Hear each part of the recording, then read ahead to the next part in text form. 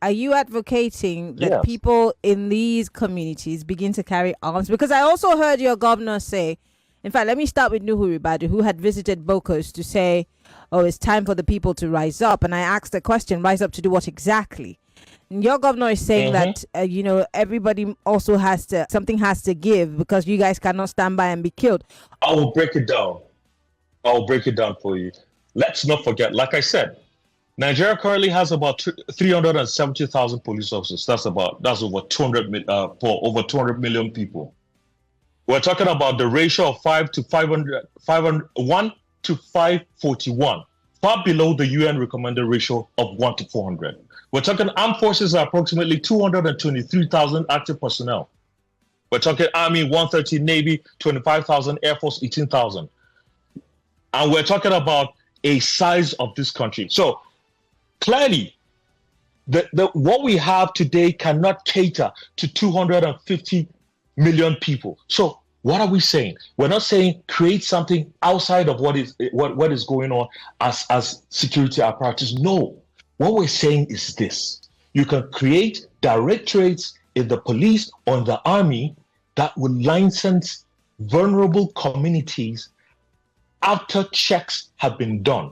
Names, psychological balance of individuals who are already today walking around those communities with bows and arrows.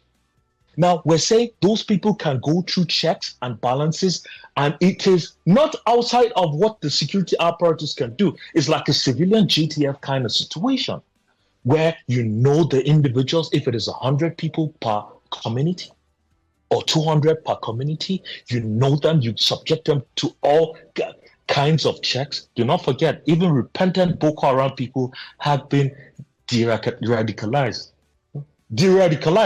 So take us to a situation whereby they are put in a place where they can actually be fortified enough, and then they must receive compulsory training from security apparatus, which means that each and every ammunition that is going to be released to those kind of people are monitored with weekly checks and reports. Do not forget that the Firearms Act already has a framework for that. And we're saying, why don't you not allow it? And we're not coming from a place of advocacy for gun use. Like, for instance, the National Rifle Association in the US. No, it's not like that. We're coming from the context of Section 33 of the 1999 Constitution that gives you a right to self-defense.